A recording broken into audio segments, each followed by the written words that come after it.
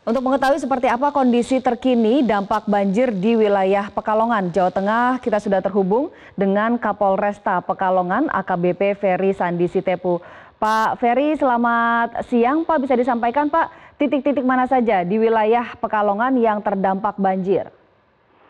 Selamat siang, Mbak. Jadi dari Kota Pekalongan kami laporkan untuk wilayah Pekalongan Barat ada titiknya 3 titik untuk pengungsian, Mbak, yaitu di Masjid Al-Karomah ini sebagai tempat yang paling banyak.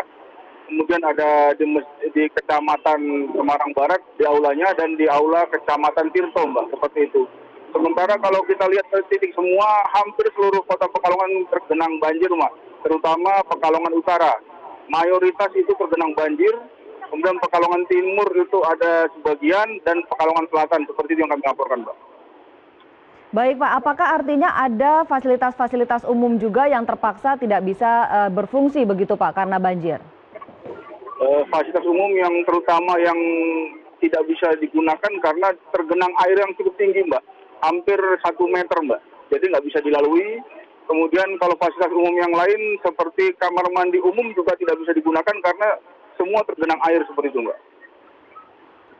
Untuk lalu lintas sendiri Pak, apakah ada rekayasa lalu lintas? Kalau untuk rekayasa lalu lintas kita laksanakan di luar jalur pantura, Mbak. Seperti itu. Karena kalau jalur panturanya alhamdulillah sampai sekarang tidak ada kemacetan maupun genangan air di situ, Mbak. Sehingga lancar sampai sekarang. Baik, tidak juga timbul lubang-lubang begitu Pak yang bisa membahayakan para pengendara di jalur pantura?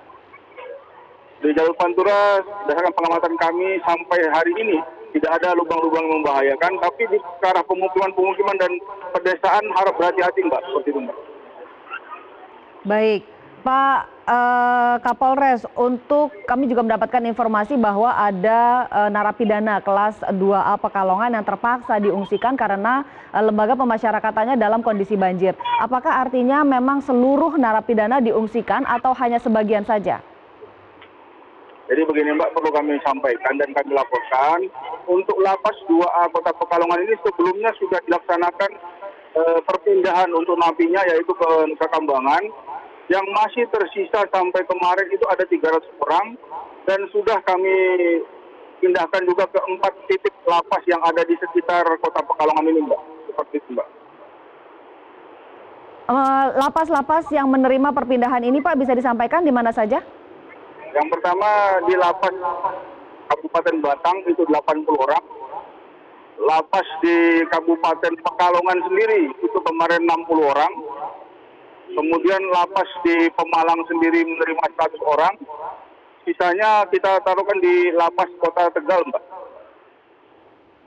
Untuk waktu berapa lama Pak Kapolres narapidana ini dititipkan di 4 lapas dan rutan tadi yang sudah disebutkan? Kalau berdasarkan hasil koordinasi kami dengan Kalapas Kota Pekalongan, sampai nanti air ini surut kembali normal, Mbak. Seperti itu, Mbak. Artinya belum bisa ditentukan kapan begitu? Belum bisa dipastikan karena ini juga sampai hari ini hujan, nanti 1 jam lagi berhenti, kemudian hujan lagi seperti itu, Mbak, sampai sekarang. Seperti itu. Baik Pak Kapolres, dari Dinas Kominfo Jawa Tengah juga tadi kami sudah sampaikan informasi bahwa daerah Pekalongan merupakan salah satu wilayah yang rawan bencana begitu. Apakah ada pencegahan atau mitigasi yang sudah dilakukan dari pihak kepolisian sendiri? Kami sudah mencoba menghimbau kepada warga masyarakat Kota Pekalongan melalui babin-babin Kamtimas kami, termasuk juga bekerjasama dengan teman-teman dari TNI, dengan Pemkot, memberikan sosialisasi maupun pengarahan kepada warga masyarakat seluruhnya untuk hal-hal yang perlu dilakukan guna mengantisipasi kejadian banjir seperti ini, Mbak.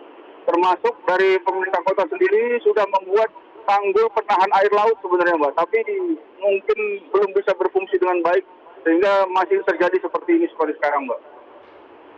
Baik, untuk penanganan banjir yang terjadi saat ini Pak, berapa banyak anggota dari Polres Pekalongan sendiri yang disiagakan atau ditugaskan?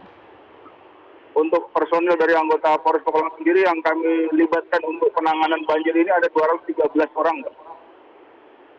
Ditambah dengan oknum TNI ada sejumlah 130 orang, dari Linmas itu ada 150 orang, seperti itu Mbak. Baik, Bapak Ferry Sandi Sitepu, AKBP Ferry Sandi Sitepu, Kapolres Pekalongan Kota. Terima kasih banyak sudah berbagi bersama kami. Semoga banjir ini segera surut. Terima kasih. Selamat siang.